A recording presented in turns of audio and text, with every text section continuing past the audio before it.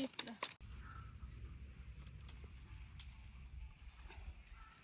আসসালামু আলাইকুম, আশা করি সবাই ভালো আছেন। আজকে সকালবেলা উঠাই একটা দারুণ মজার জিনিস খাইতে ইচ্ছা করতেছিল, চিপস। তো হাতের কাছে চিপস নাই, আর আমরা আশেপাশে কোনো দোকানও নাই। পরে ভাবলাম যে নিজেই বানাই। তো আলুর চিপস বানাইতে গিয়া মনে পড়লো যে কচুর বড়া যেভাবে বানাই আমরা, কচুর মালা বড়া, তো আলুটারে ওইভাবে কাটতে বানাই। তো এই যে বাবা সেই কাজ এখন বানাই হলো আলুর মালা বড়া। তো পুরো ভিডিওটা দেখতে থাকেন কিভাবে আলুর মালা বড়া বানাই। ও আরেকটা কথা, আমি কচুর বড়া কাটার ভিডিওটা দিছিলাম, ওইটা কিন্তু আমি অভিমানের কারণে এই বড়াটা কাটা শিখছিলাম। তো এখন কিন্তু মোটামুটি আমি ভালোই পারি। আর আলু আজকে প্রথমবারের মতো আর কি আলুর মালা বড়া বানাইলাম। তো এখন যাই, শুরু করি।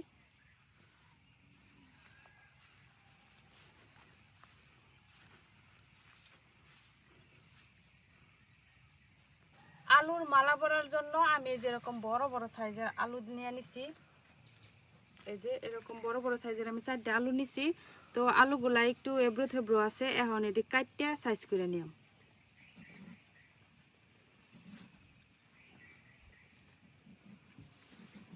প্রথমে আমি আলুগুলারে সিলাই নিতেছি।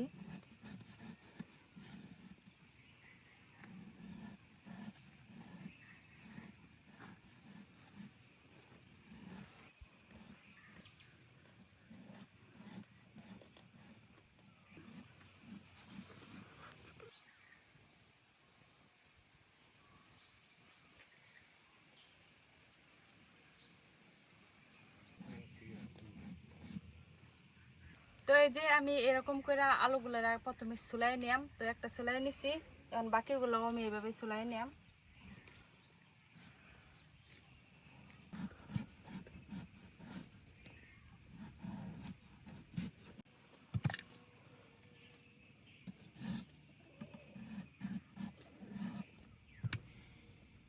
আমি আলুগুলারে সুলাই নিছি। এখন এই আলুগুলার পাশটি কিন্তু একটু এবড়ো থেবড়ো আছে, তো আলুগুলার সাইড গুলা কিন্তু সমান না। তো এখন এটারে আমি 4 কোনা করে একটু সমান করে কাটতে নিলাম।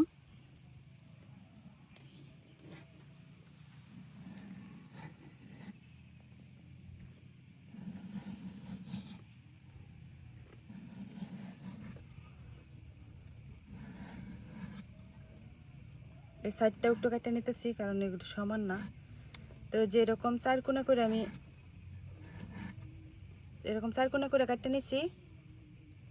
এখন এটারে মাঝখান থেকে আরেকটা কাটা দিয়ে নিলাম, 2 ভাগ করে নিলাম। তাইলে এই দুইটা দিয়ে আমার 2টা মালা বড়া হইব। এভাবে আমি সবগুলা আলুই কাটতে নিলাম। এখন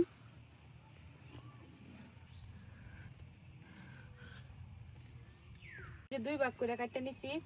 তো আপনারা চাইলে এটারে আরো পাতলা করে কিন্তু কাটতে নিতে পারেন, তবে এত পাতলা করার দরকার নাই। কচুর যে মালা বড়া আমরা বানাই এটা তো একটু ভারী থাকে, আর এই জন্য আলুটারও একটু ভারীভাবে কাটতে নিচ্ছি। আর এই যে এটা অনেকটা লম্বা, তো এটা দিয়ে কিন্তু বড়াটা অনেকটা লম্বা হইব। আর আলুগুলা প্রত্যেকবার কাটার পরে কিন্তু এরকম পানিতে ভিজায় রাখা লাগবে, নাহলে একদম কালো হয়ে যাব। তো প্রথমে একটা বড়া আমি পয়লা নেই, যেভাবে কচুর মালা বড়া কাটে ঠিক সেইভাবে আর কি কাটা লাগে। তো প্রথমে এই সাইডটা আমি কাটাম, এটা একদম সমান সোজা ভাবে আর কি কাঠগুলা দিয়াম, যে এরকম সোজা ভাবে প্রথম কাঠগুলা দিয়াম।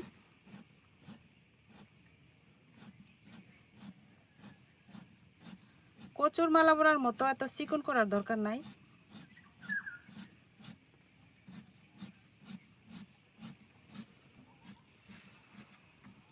এই যে একটা পিসটা কিন্তু আমি সমানভাবে কাট দিয়ে নিছি।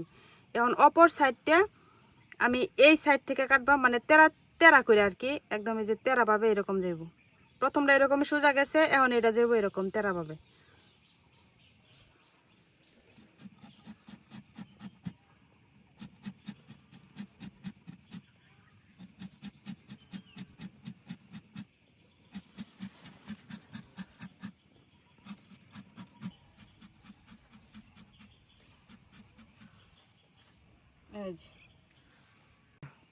এই যে দেখেন কি সুন্দর হয়েছে বড়াটা। এই আলুটা লম্বা ছিল দেখে কিন্তু বড়াটা অনেকটা লম্বা হয়েছে। এখন এইভাবেই আমি পানিতে ভিজাই রাখবাম।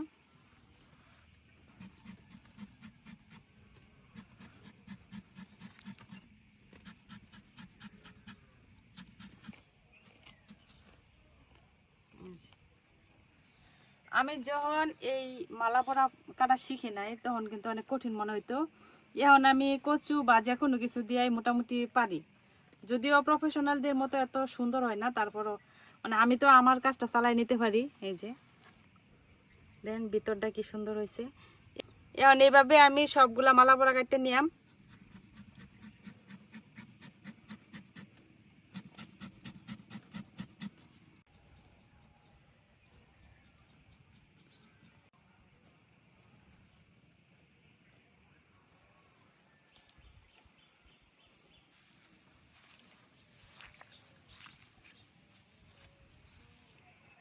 তো এই যে আমার সবগুলা আলুর মালা বড়া কিন্তু কাটা শেষ।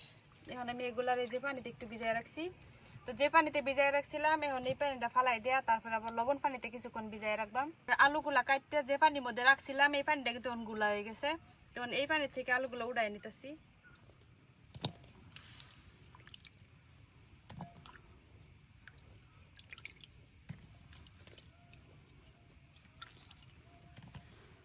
এখন এই আলুর মধ্যে দিয়ে দিতেছি লবণ, পানি দিয়ে আলুগুলারে আবার কিছুক্ষণের জন্য ভিজাই রাখবাম।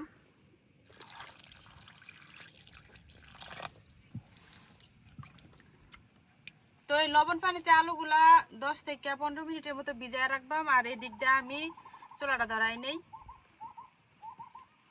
আলুগুলারে যে আমি এতক্ষণ লবণ পানিতে ভিজায় রাখছিলাম এখন কিন্তু আলুগুলো অনেকটা নরম হয়ে গেছে।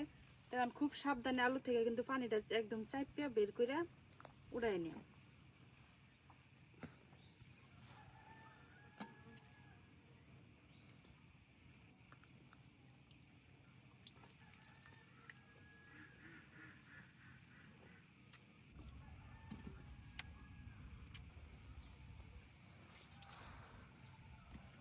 কচুর মালা বড়া আমরা কিন্তু ওই আঠালি দিয়া বানাইছিলাম।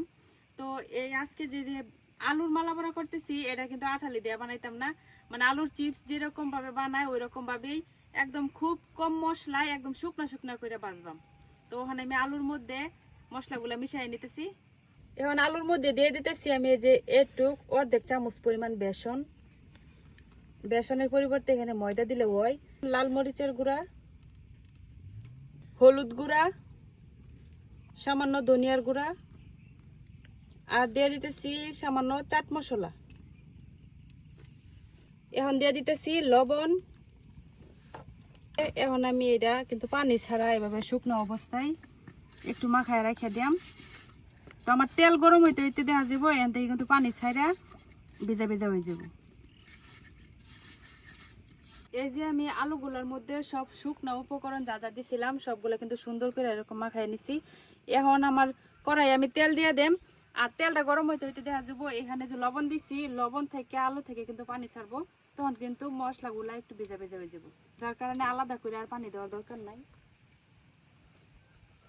এখন দিয়ে দিতেছি তেল। আলুগুলা ভাজা নেওয়ার জন্য একটু বেশি করে দিলাম।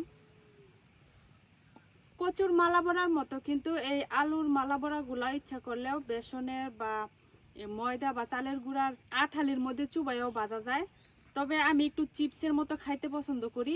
এই যে আমার তেলটা গরম হইতে হইতে আমি বলছিলাম না যে ভেজা ভেজা হয়ে যাবো, এই যে দেখেন ভেজা ভেজা হয়ে গেছে।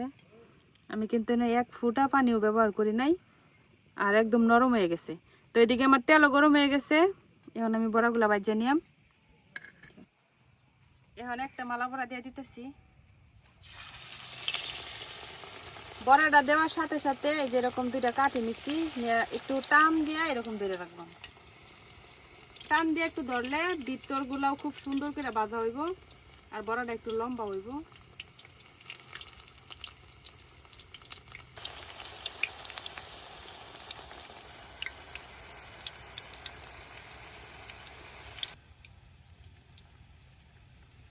একটা সাইড একটু ভাজা হইলে উল্টাইয়া তারপরে আবারও কাটি দিয়ে এরকম একটু টান দিয়ে ভাজা নিলাম। তো যে একটা সাইড মোটামুটি ভাজা হয়েছে, এখন আর একটা সাইড উল্টাই দিলাম। এখন আবার ওই যেভাবে একটু টান দিয়ে ভাজা নিলাম।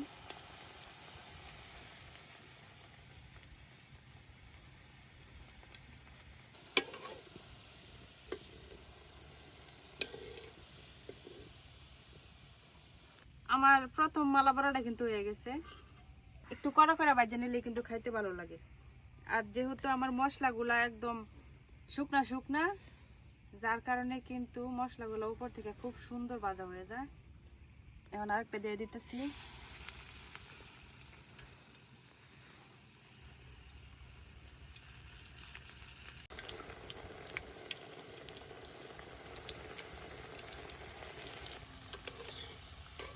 আমার এই বড়াটাও কিন্তু হয়ে গেছে।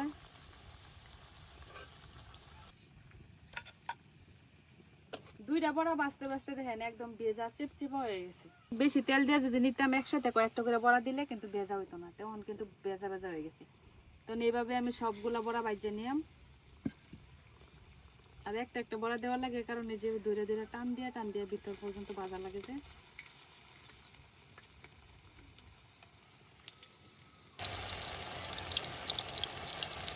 সবগুলো বড়াই কিন্তু আমার ভাজা শেষ, এটা হচ্ছে লাস্ট।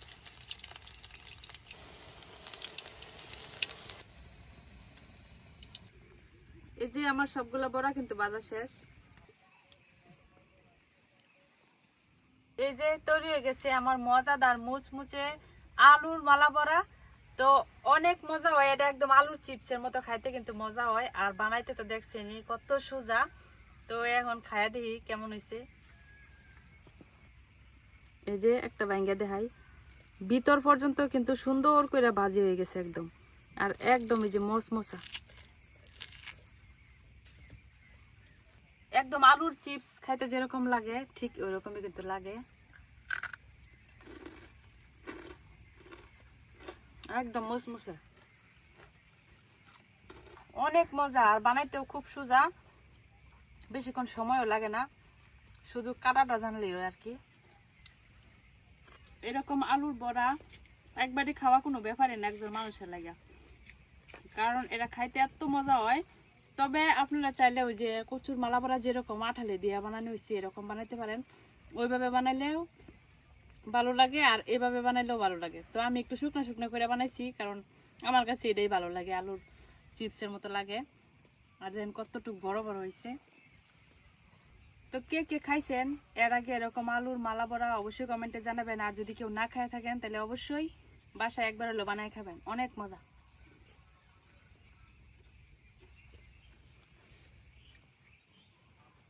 কিদা বানাইছি ক কিদা বানাইছি আলু বুঝতে পারছি।